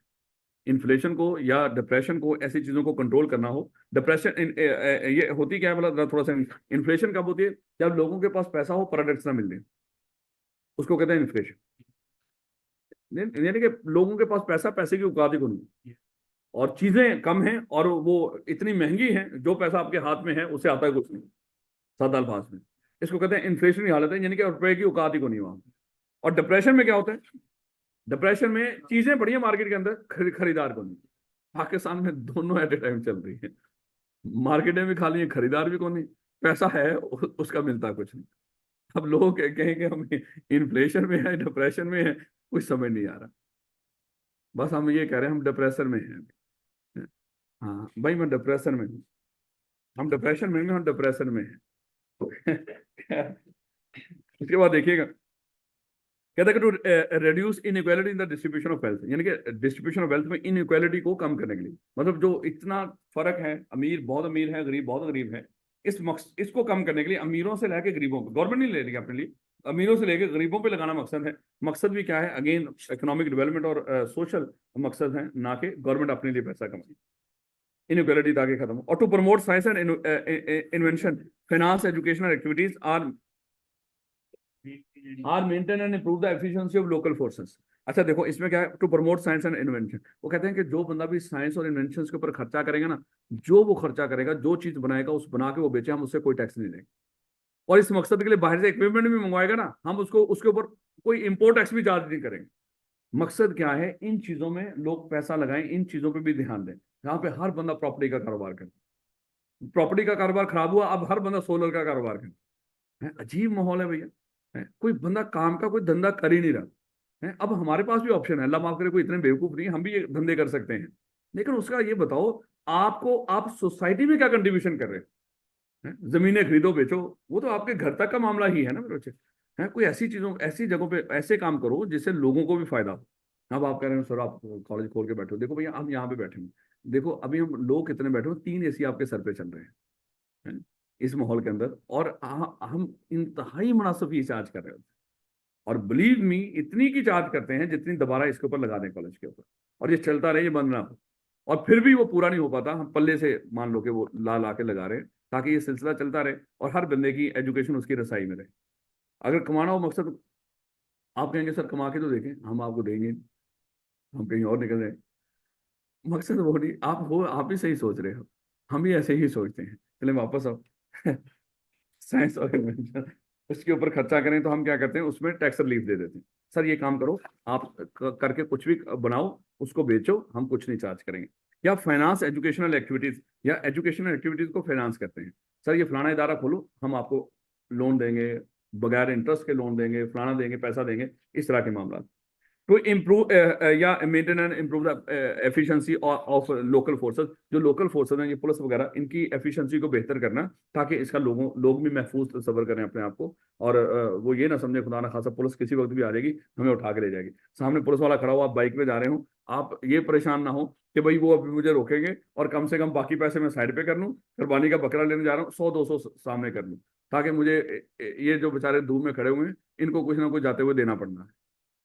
तो ये मेरे बच्चे इस मकसद के लिए क्या कर रहे हैं, आपकी लोकल फोर्सेस को बेहतर कर रहे हैं, ताकि ये लोग आपसे ना मांगे।